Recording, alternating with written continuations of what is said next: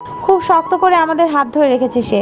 কিন্তু কেন? হাত ছাড়তে চাইছি বারংবার, কিন্তু ফলাফল শূন্য। রেয়ান যেন হাত ছাড়বেই না। তা আমিও আর চেষ্টা করলাম না। বাড়ির চারপাশটা দেখছি আমি। বাড়ির বাইরে যেমন সুন্দর, তার চেয়ে দ্বিগুণ সুন্দর বাড়ির ভেতরটা। জায়গায় জায়গায় শুধু বডিগার্ডস আর সার্ভেন্টস। 500-600 তো হবেই। কিছুক্ষণের মধ্যে রেয়ানের বাবা আমাদের মাঝে এসে উপস্থিত হন। ভদ্রতার খাতিরে সালাম দিলাম ওনাকে। প্রত্যুত্তরে সেও দিলেন। তারপর খুব মিষ্টি স্বরে বললেন, কেমন আছো মীরা? জি আলহামদুলিল্লাহ ভালো। আপনি? আমিও আছি একরকম। আচ্ছা রেয়ান, তুমি আর রিয়ান যাও তো একটু, আমি মীরার সাথে একা কথা বলবো। তুমি বরং রিয়ানকে বাড়িটা ঘুরিয়ে ঘুরিয়ে দেখাও, ওর ভালো লাগবে। রেয়ান জি বলে সেখান থেকে চলে গেলেন। কেন যেন খুব অস্বস্তি লাগছে আমার। অস্বস্তি নিয়েই রেয়ানের বাবাকে বললাম, আপনি মনে হয় আমাদেরকে চেনেন। রিয়ান অনেক বলেছে তোমার ব্যাপারে। ও বলে একটু হাসার চেষ্টা করলাম। পরক্ষণে মাথা নিচু করে বসে রইলাম। এমন অবস্থায় কি বলা উচিত জানি না। তাছাড়া রেয়ানও কেমন। আমাকে এখানে একা রেখে ওনার যাওয়া কি ঠিক হলো? মোটেও না। আমাকে চুপ থাকতে দেখে রেয়ানের বাবা আবার বললেন, রিয়ান তোমাকে বিয়ে করতে চায়, সেটা তুমি জানো নিশ্চয়ই। এখন তুমি কি চাও? ওনার কথার কি উত্তর দিব বুঝতে পারছি না। আগের মতোই চুপ করে আছি। আমার চুপ করে থাকা দেখে উনি মনে হয় কিছু একটা আন্দাজ করতে পেরেছেন। নিজের মতো করে আবার বলা শুরু করলেন, আমার ছেলে কেমন তা তো এতদিনে জেনেই গেছো নিশ্চয়ই। ও যেটা চায় সেটা ওর চাই। সেটার জন্য তার যা করার লাগে সে করতে রাজি। এই যে দেখো না, এত বড় বিজনেস আমার। ও সেটা বাদ দিয়ে কি করছে? একটা সামান্য পুলিশের চাকরি। আমার টাকা পয়সারও কোনো কমতি নেই। ও নিজের পায়ে দাঁড়াতে চায়। ওর কোনো কাজে আমি কখনোই কোনো বাধা দেইনি, এখনও দিব না। ও তোমাকে চায়, ঠিক চায় না, ওর তোমাকে প্রয়োজন। বিয়ে করতে চায় তোমাকে, জানি তুমি করতে চাও না। আর ওকে হয়তো ভালোবাসো না, কিন্তু ও ভালোবাসে তোমাকে, অনেক ভালোবাসে। তবে এর জন্য কখনো নিজেকে পাল্টাবে না ও। ও যেমন তেমনই ভালোবাসতে চায় তোমাকে। তাই হয়তো তুমি ওর খারাপ রূপই বেশি দেখেছ, কিন্তু বিশ্বাস করো ওর মন অনেক ভালো। ধীরে ধীরে তুমিও বুঝতে পারবে সেটা। যাই হোক, শেষে এতটুকুই বলবো, আমার ছেলে খারাপ না, তবে ওর ভালো দিকটা সহজে কাউকে দেখায় না। অন্যদের খোঁজে নিতে হয় সেটা। আশা করি তুমিও পারবে। আর যদি পারো তাহলে আমার ছেলেকে একটু বোঝার চেষ্টা করো। সত্যি যদি কখনো ওকে ভালোবেসে ফেলো তাহলে ফিরিয়ে দিও না ওকে। খুব কষ্ট পাবে আমার ছেলেটা। বলেই তিনি চলে গেলেন সেখান থেকে। আর আমি এখনো মাথা নিচু করে বসে আছি। মাথাটা কেন যেন ঘুরছে আমার। বাসায় এসেছি প্রায় 20 মিনিট হতে চললো। এখনো গাড়িতে বসে আছি আমি আর রেয়ান। পেছনের সিটে ঘুমিয়ে পড়েছে রিহান। বারবার খালি রেয়ানের দিকে চোখ যাচ্ছে আমার। কিছু বলার ছিল তাকে। খুব শান্ত কণ্ঠে বললাম, আপনি যা করছেন তাতে তো আমার এটাই মনে হচ্ছে আপনি আমাকে জোর করছেন বিয়ের জন্য। কথাটা শুনে রেয়ান হাসলেন। তারপর হালকা কণ্ঠে বললেন, তোমার সেটা মনে হয়? ভালো। বলে একটু থেমে গেলেন তিনি। তারপর আবার বললেন, সত্যি বলছি, জোর করব না তোমায়। তুমি যখন চাবে তখনই বিয়ে করব। আমি শুধু চেয়েছি আমাদের সম্পর্কে তুমি জানো, আমার বাবার সাথে পরিচিত হও, এটাই। ও। আমার ও বলার পরপরই রেয়ান আমার হাতে একটা চিঠি ধরিয়ে দিলেন। তারপর শান্ত কণ্ঠে বললেন, তোমার যত প্রশ্ন আছে তুমি এই চিঠিতে পেয়ে যাবে। চিঠি পড়ার পর হয়তো রাগ করবে আমার উপর, কিন্তু বিশ্বাস করো আমি ইচ্ছা করে কিছু করিনি, ভুল করে হয়ে গেছে। সত্যি বলছি, পারলে আমাকে মাফ করে দিও। বলে অন্যদিকে তাকালেন রেয়ান, হয়তো চোখের পানি লুকাতে। কিন্তু সে কি জানে আমি তার চোখের পানি দেখে ফেলেছি, সাথে কিছু হারানোর ভয়ও। ফ্রেশ হয়ে রেয়ানের দেয়া চিঠি নিয়ে বসে পড়লাম সোফায়। রিহান বিছানায় আরাম করে ঘুমাচ্ছে, তাই নিশ্চিন্তে চিঠিটা পড়া যাবে। চিঠিটা খুলতেই দেখি সেখানে সুন্দর করে লেখা, প্রেয়সী আমার, কি করো? নিশ্চয়ই এখন ঠান্ডা মেজাজ নিয়ে আমার চিঠি পড়তে বসেছো। আমি জানি চিঠিটা সম্পূর্ণ পড়ার পর হয়তো আমার উপর অনেক রাগ অভিমান জমবে, সাথে কিছু অজানা প্রশ্নও। কিন্তু সেসব প্রশ্নের উত্তর তুমি এই চিঠিতে পাবে না। সব রহস্যের জট তো আর খুলে না, তাই এখানেও কিছু অজানা প্রশ্ন অসমাপ্তই থেকে যাবে। যাই হোক, প্রথমবার চিঠি লিখছি, যদি কোনো কিছু ভুল হয় তাহলে সেটা না দেখার ভান করে রেখে দিও। আমি আবার অত শুদ্ধ করতে পারবো না বানান। তাহলে এখন মূল ঘটনায় যাওয়া যাক। তুমি তো জানো বাবার বিজনেসে আমার কোনো ইন্টারেস্ট নেই। পুলিশের চাকরি আমার সব, কিন্তু এতে বাবা কোনোদিন বাধা দেয়নি। কিন্তু তাও তার একমাত্র ছেলে তার বিজনেস না দেখে একটা সামান্য পুলিশের চাকরি করছে। নিশ্চয়ই বাবার এটা খারাপ লাগার বিষয়। বাবা সবসময় চাইতেন আমি যেন বাবার বিজনেসটা ধরে রাখি, আরও নামি দামি করি। কিন্তু যখন বিভিন্ন কাজে দেশে বিদেশে যেতেন তখন আমাকে সাথে করে নিয়ে যেতেন, যেন তিনি না থাকলেও আমি পুলিশের চাকরির সাথে সাথে বিজনেসটাও করতে পারি। সেবার বাবার একটা কাজ পড়ে যায় আমেরিকায়, আমাকেও সেখানে নিয়ে যাওয়া হয়। সব ঠিকঠাক চলছিল। বাবা যে কাজের জন্য এসেছিলেন সে কাজটা খুব সুন্দরভাবে হয়ে যায়। তাই সে খুশিতে বাবা তার বিজনেস পার্টনার মিলে আমেরিকায় একটা বিজনেস পার্টির আয়োজন করে। ওই দিন পার্টিতে আমি একটু বেশি ড্রিঙ্ক করে ফেলি, তাই জ্ঞান ছিল না আমার তেমন। একটা মজার ব্যাপার কি জানো, ড্রাঙ্ক হওয়া সত্ত্বেও আমি জিদ ধরি আমি একাই গাড়ি চালিয়ে বাসায় যাব। এজন্য গাড়ি থেকে ড্রাইভারকেও ধাক্কা মেরে ফেলে বের করে দেই।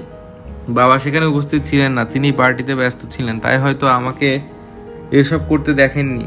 আর তাই আমি ড্রাঙ্ক অবস্থা থেকেও খুব আরামেই গাড়ি স্টার্ট দিই বাসায় যাওয়ার উদ্দেশ্যে। আসল ঘটনা শুরু হয় তখনই।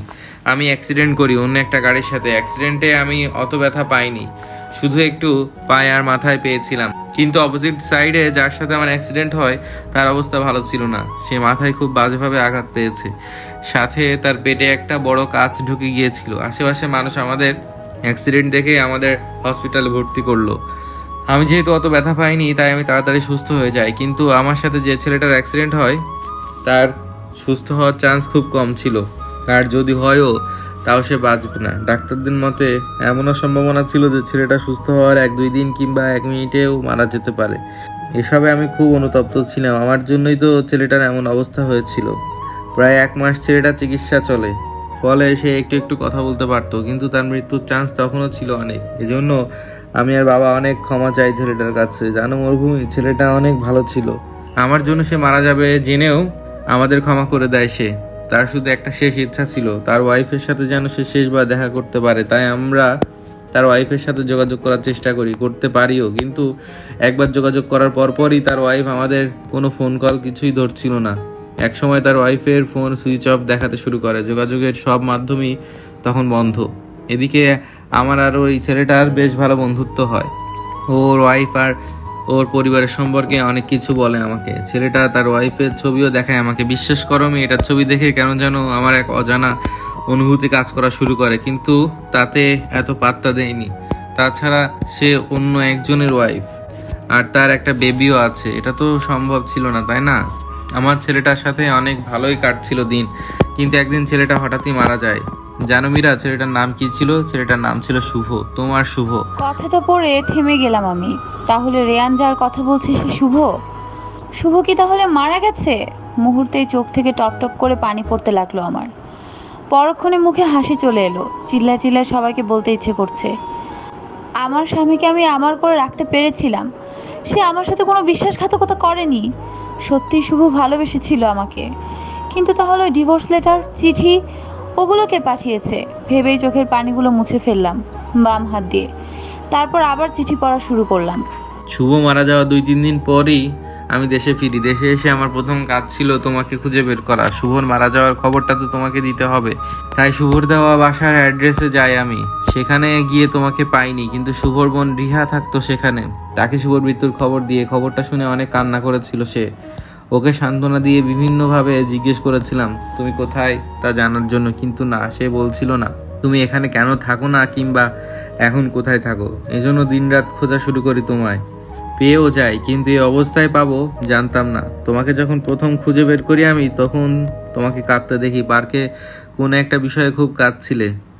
তখন কি ইচ্ছে করছিল আমার জানো? তোমাকে শক্ত করে জড়িয়ে ধরে বলতে, কেঁদো না মরুভূমি, সব ঠিক হয়ে যাবে। কিন্তু আফসোস, তখন কিছু করতে পারিনি আমি। তোমাকে দেখার পর থেকে কিছু কথা বেশভাবে ভাবাচ্ছিল আমাকে। প্রথমত, তোমার এই অবস্থা কেন? তুমি রিহার সাথে থাকো না কেন? আর আমি যে আমেরিকা থেকে কল করেছিলাম সেটা কে ধরেছিল? চট্টগ্রাম থেকে ঢাকায় তোমার এলাকার কাছাকাছি পুলিশ স্টেশনে ট্রান্সফার হয়ে আমি। অ্যান্ড তারপর আসলে কি হয়েছে তা জানার জন্য কাজে লেগে যাই। শুভ যাওয়ার পর তোমরা কি করছো না করেছো, তোমাদের ফোন কলের রেকর্ড, সব কিছু ডিটেলস জোগাড় করি। সবশেষে আমার সন্দেহ বারবার রিহার উপর যাচ্ছিল, কিন্তু আমি কনফার্ম ছিলাম না। তাই তোমার সাথে নানাভাবে কথা বলার চেষ্টা করি, যাতে কথা বলতে বলতে একসময় তোমার সাথে পাস্টে কি কি হয়েছে তা জানতে পারি। আর যেটা চেয়েছিলাম সেটা হয়েও যায়। তুমি তোমার পাস্ট সম্পর্কে সবকিছু বলো আমাকে, আর তখনই আমি বুঝে যাই যে আসল কালপ্রিট কে। রিহাই ছিল যে সব কিছু করেছে। প্রথম ও কিছু স্বীকার করতে চায়নি। ওকে লাগাতার টর্চার করার পর ও মুখ খোলে। ওর এসব কাজ করার কারণ কি ছিল জানো? ওর নাকি তোমাকে হিংসে হতো। এর মূল কারণ এই যে শুভ তার অনেক প্রপার্টি তোমার নামে লিখে দিয়েছিল, তাও সহ্য করতে পারেনি, তাও তেমন কিছু করেনি সে। কিন্তু যখন জানতে পারে শুভ এই পৃথিবীতে নেই, তখন ও ভাবে এখন হয়তো শুভ সব প্রপার্টি ওর নামে হয়ে যেতে পারে, তাই তোমাকে নানাভাবে চিঠি দেয়। শুভ নকল সাইন করে দিয়ে ডিভোর্স লেটার পাঠায়। আর তাছাড়া তুমি জানতে না যে শুভ তোমার নামে এতগুলা প্রপার্টি লিখে দিয়ে গেছে, তাই হয়তো রিহা যা চেয়েছিল তা খুব সহজেই পেয়ে যায় সে। এখন মূলত রিহা কারাগারে বন্দি, ওকে শাস্তি দিয়েছি আমি, এই তো কিছুদিন হলো। আমি জানি মীরা, এখনো কিছু প্রশ্ন আছে তোমার, ওগুলা তুমি যখন আমাকে জিজ্ঞেস করবে তখন আমি বলে দেব সব কিছু। সবশেষে শুধু এটুকুই বলবো, প্লিজ আমাকে ভুল বুঝবে না, আমি তো ইচ্ছে করে কিছু করিনি। শুভর ব্যাপারটা অ্যাক্সিডেন্ট ছিল, হ্যাঁ একটু ভুল তো অবশ্যই ছিল আমার, কিন্তু মীরা সবকিছু বিবেচনা করে তারপর না হয় আমাকে যা বলার বলো। চাইলে যত ইচ্ছা চর থাপ্পড় মেরো, কিন্তু কখনো ছেড়ে যেও না। শ্বাস আটকে মারা যাবো আমি, সত্যি। এখন যে তুমি বিহীন আমি কিছু না, তুমি থাকলেই আমি আছি, না থাকলে নাই। আচ্ছা মীরা, আমি যাকে ভালোবাসি সে কি জানে আমি তার মাঝে আমার অস্তিত্ব খুঁজে পাই? পুরো চিঠিটা পড়া শেষ আমার। চিঠিটার দিকে একধানে তাকিয়ে আছি আমি। নিজেকে কেন যেন অনুভূতি শূন্য মনে হচ্ছে। শুভ আর এই পৃথিবীতে বেঁচে নেই। ভাবতেই বুক ফেটে কান্না আসছে আমার। খুব ইচ্ছে করছে একটু কাঁদতে, কেন যেন ইচ্ছেটা দমিয়ে রাখতে পারলাম না। ওয়াশরুমে গিয়ে ঝর্ণা ছেড়ে সেটার নিচে বসে পড়লাম। যত ইচ্ছে তত কান্না করবো আজকে আমি, তাহলে একটু হলেও তো আমার কষ্টটা কমবে, তাই না? আমার কিন্তু আগে খুব কষ্ট হতো এই ভেবে শুভ আমাকে ছেড়ে চলে গেছে, কিন্তু এখন এর চেয়ে দ্বিগুণ কষ্ট হচ্ছে এই জন্য যে শুভ এই পৃথিবী ছেড়ে চলে গেছে। আমি আর রেয়ান কালকের সেই নদীর তীরটায় বসে আছি। প্রায় অনেকক্ষণ ধরে আমরা চুপচাপ বসে আছি এখানে। রেয়ান মাথা নিচু করে আর আমি নদীর দিকে তাকিয়ে। নীরবতা ভেঙে রেয়ানই বলল, আমাকে মাফ করে দাও মীরা। এতে আপনার কোনো দোষ ছিল না রিয়ান, ভুলে হয়তো হয়ে গেছে।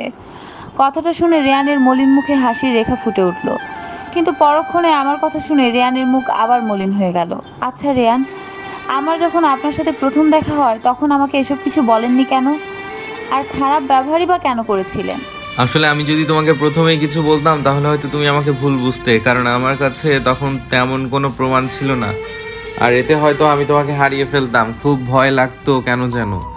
আর খারাপ ব্যবহার করি কারণ তখন তোমার মনে হতো শুভ তোমার সাথে বিশ্বাসঘাতকতা করেছে। এই সময় কেউ যদি তোমার জীবনে আসতে চায় তখন তুমি অবশ্যই তাকে না করবে। তাছাড়া ভালো ব্যবহার করলে তুমি আমাকে পাত্তা দিতে না, তাই খারাপ ব্যবহার করাটাই আমার কাছে উত্তম মনে হয়েছিল। আপনি ঠিকই বলেছেন, প্রথমে যদি সত্যি বলতেন তাহলে হয়তো আমি আপনাকে ভুলই বুঝতাম, কিন্তু খারাপ ব্যবহার করাটা আপনার মোটেও ঠিক করেননি। ও তাই? সরি। তার কথা শুনে আমি তার দিকে তাকালাম। শান্ত কণ্ঠে বললাম, আমাকে ভালোবাসেন? জানি না।